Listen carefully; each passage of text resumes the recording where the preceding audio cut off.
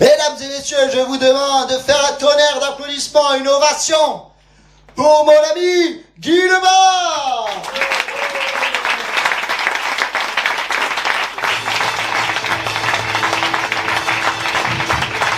Guy Lebas.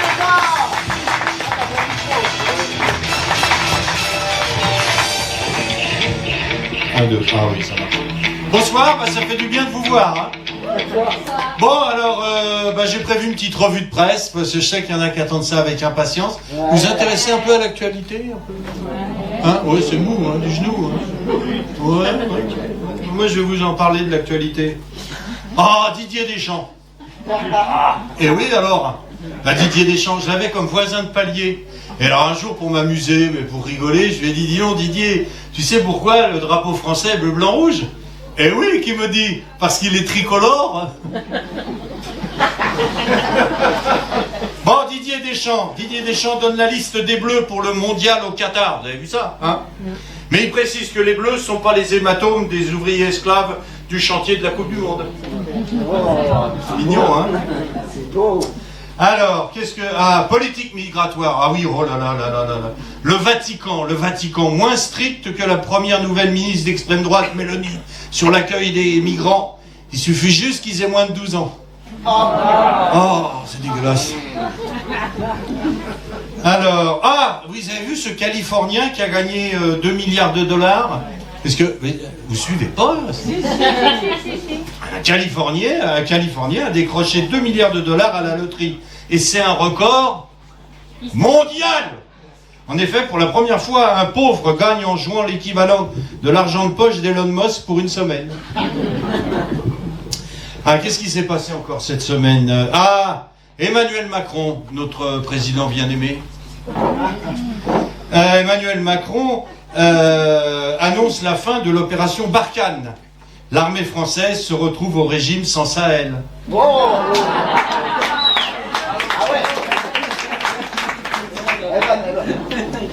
Alors, vous avez vu aussi le président, il a reçu le président Macron, donc a reçu à l'Élysée les industriels les plus pollueurs. Moi j'espère que parmi les responsables des émissions polluantes, il y avait Cyril Hanouna. Alors celle-là, je vous la fais pas, vous la comprendrez pas. Allez, vas-y. Non, on est amirés. Hein. Bon, COP27. Vous avez vu que c'est la COP27 comme le jet du même nom. COP27 à Sharm el-Sheikh.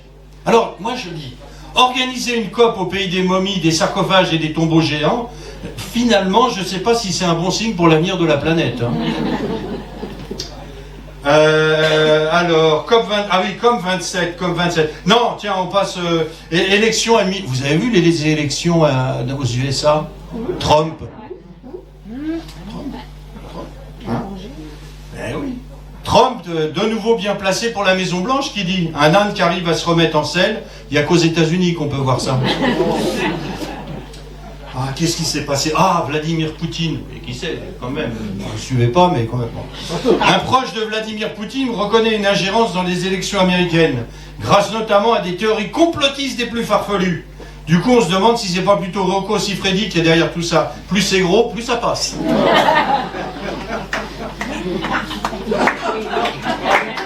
Il y a quelqu'un qui me connaît bien dans l'Assemblée, qui sait de quoi je veux parler. La route du Rhum, vous avez vu qu'elle est arrivée.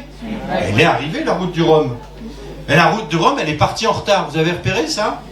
Je savais pas que la SNCF prenait part à l'organisation de la course. Route du Rhum. Ah oui, alors ma femme m'a fait tout un sketch. Parce qu'elle veut elle voulait aller voir l'arrivée de la route du Rhum à Pointe-à-Pitre. Je comprends pas. Elle veut aller applaudir l'arrivée de mecs pas lavés, pas coiffés, qui tanguent, et quand elle m'engueule, quand j'arrive bourré à la maison. Vous connaissez la différence entre la route du Rhum et le Dakar? Non, je vais vous le dire. La différence, c'est que d'un côté, on fait chier des pauvres et on peut écraser des gosses qui courent autour des bagnoles, alors que de l'autre, on fait juste chier quelques mouettes et on peut amuser les dauphins qui nagent autour des bateaux. C'est mignon, hein? Politique, est-ce que vous voulez vous intéresser un peu à la politique? Pas plus que ça, hein? Non, je sais bien. Mais moi je m'y intéresse, donc Elisabeth Borne, notre première ministre.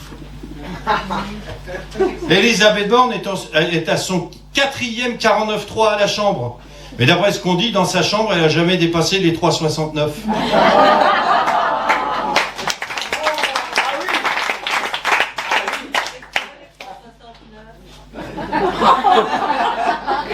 Alors,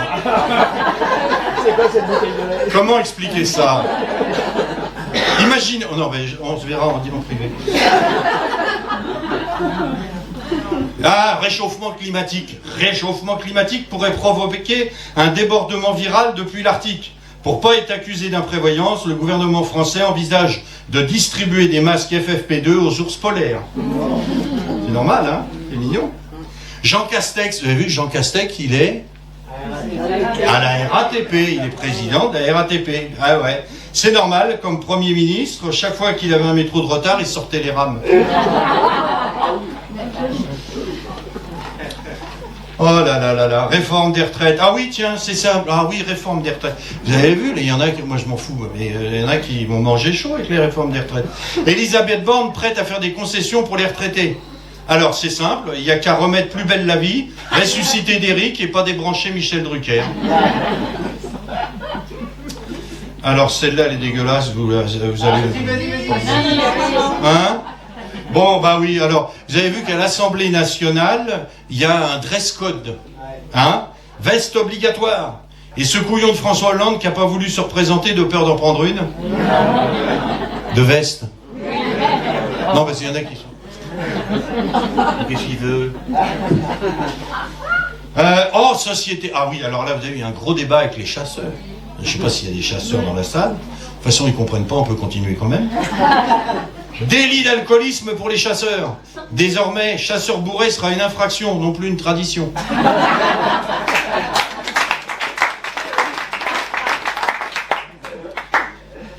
On a besoin de plus en plus de nourriture pour les plus démunis.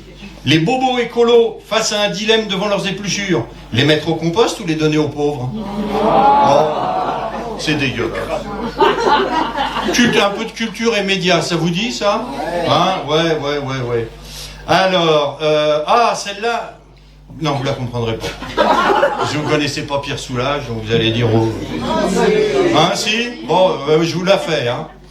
Pour souligner l'inutilité de la démarche, un manifestant anti-manifestation pro-climat s'attaque aux œuvres d'art et balance de l'encre de sèche sur une toile de Pierre Soulages. Alors, il faisait tout en noir. Hein. Non, mais j'explique parce que il y a des gens de Richebourg. Oui. Bah oui, où, à Richebourg. Ah oui, vous avez vu que les festivals, il va y avoir un problème avec les Jeux Olympiques, vous avez vu ça? Peut-être pas, mais festival menacé par les JO de 2024. Réaction de Franck Ribéry. Le sport, c'est quand même plus important pour l'image de la France que tous ces festivals.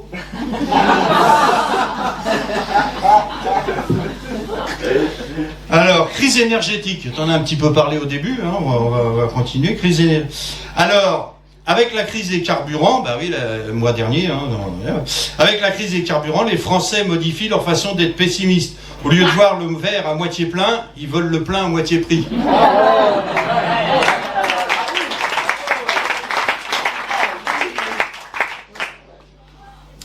Plan de sobriété, il en a parlé, hein, mais je ne savais pas, hein, il est en impro lui. Hein. Plan de sobriété énergétique, le gouvernement préconise de prendre le train plutôt que l'avion. Je veux bien, mais de toute façon, vu les prix de la SNCF, le train, c'est du vol. Il faut que je prenne un cachet, moi. Ah, plan de sobriété, encore. Plus d'eau chaude dans la fonction publique. Mon pote, tu te laveras les mains à l'eau froide dans les écoles. Terminé. C'est le genre de mesure que l'on prend quand on n'a pas inventé l'eau tiède. Alors, oh oui, je l'aime bien celui-là aussi. Tiens, Bruno Le Maire. Bruno Le Maire, notre ministre. Ah, Bruno Le Maire s'affiche en col roulé pour appuyer le plan de sobriété du gouvernement. Ah bah oui, c'est vrai que pour lui, pour ce qui est de nous rouler, il est toujours prêt à se pousser du col.